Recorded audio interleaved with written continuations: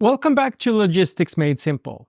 And this time I'm going to elaborate on a previous topic, my very first actually. Why do we transport stuff?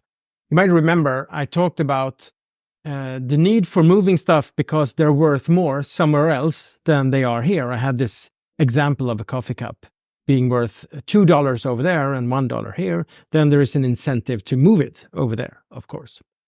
And I got some questions and I got some comments on that. And thanks, by the way, for that. And I think it's time to go a bit deeper into why we move stuff around, because this is one of the more fundamental things when you look at transportation as a concept and as a part of our society and being human, if you will.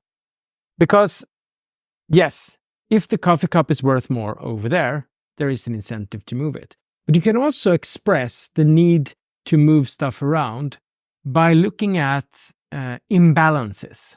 And this ties into also the previous video about load factor or fill rate, where we talked about inefficiencies. Because let's say that you have the perfect flow. You have goods that are going in both directions, between A and B and between B and A, with the exact same form factor, the exact same weight, the exact same load unit. The road is perfectly straight. The energy use is as low as possible. And the flow is 100% efficient in both directions. This is virtually impossible to attain, of course.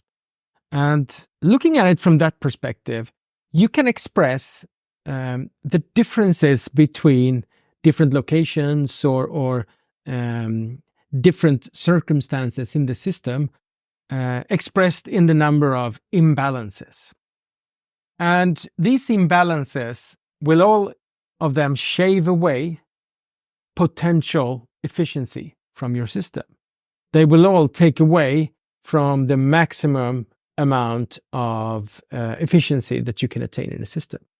And we often talk about these balances as a collection of 5 different ones. So the first one of these imbalances in the transportation system is what we call the safety imbalance. And that's caused by the transportation system needing more resources than would be theoretically minimum in the system. If you think about it, this is very logical, because a truck may not be available when and where it's needed. You need to be able to transport the truck to where the cargo is situated in order to pick it up. And thereby, you generate what we call deadhead transport, meaning you need more trucks than you would theoretically need in order to keep the system running. So you need a safety stock, if you will, of trucks or resources or containers or ships or rail cars or whatever resource you're looking at. Then we have what we call the chain imbalances. And the chain imbalances can be illustrated. Let's say you are planning to take a trip. And this trip is multimodal. The first part of the trip is you going down to the bus station. The second part is taking the bus to the railway station. Then you take the train to the airport. And then you board a plane and take that plane to where you need to go. And then you might have the same thing in reverse. You take a train to the city center, maybe a bus, and then walk to your hotel. Now, this chain is very complex. A lot of stuff can happen. And the longer the chain is, the more you need to take into account things that might happen down the line. So you might take an earlier bus to the train station, because if the bus is late, you might miss the last possible train to make it to your flight at the airport. You might even take an earlier train than you would absolutely need in order to arrive at the airport a bit earlier than you would actually need.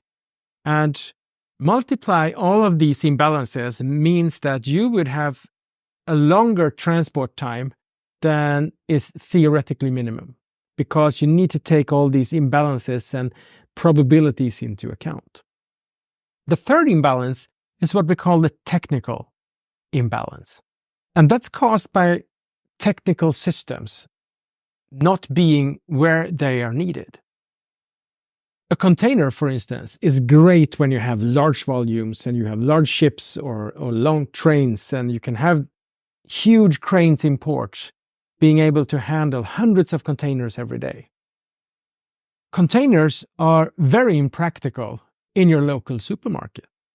They would prefer goods arriving on pallets or in these cages on wheels, because they can fit inside the store and you can roll them or pull them to wherever you need to unpack the goods, for instance. So if you want to import stuff in a container and then get it to a supermarket, you need to first take it to the port, and then you need to take it to some location, some warehouse maybe, where the container gets opened and whatever is inside gets put on load units that are adapted to where they are ultimately going, like the store. And of course, that location is not straight on the way to the store. There are goods belonging to many stores in the same container. So these technical imbalances, the ability to handle a container is somewhere, and the real need for the cargo is somewhere else. They also cause inefficiencies in the system. The fourth imbalance is called operational imbalance. And that's when the different players in the supply chain are not adapted to each other's operational methods. It might be different opening hours, or they have different ways of doing things.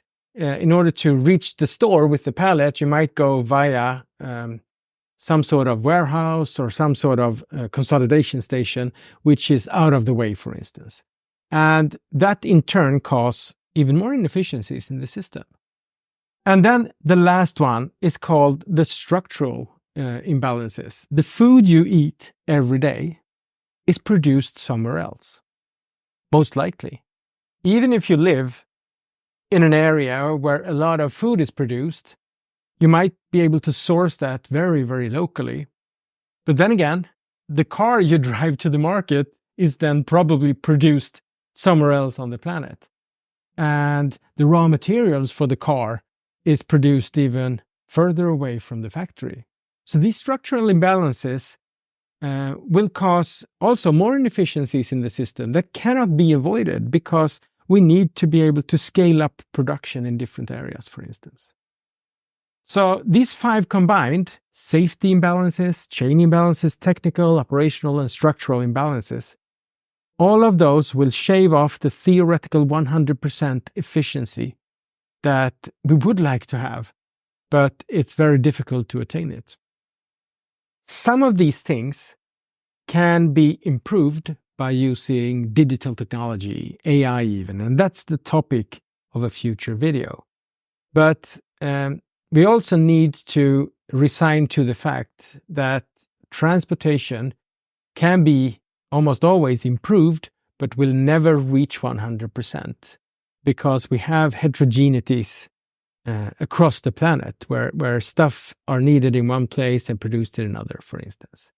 The need to move stuff around exists because we have all of these imbalances, but they are also putting a damper on how to make it as efficient as possible.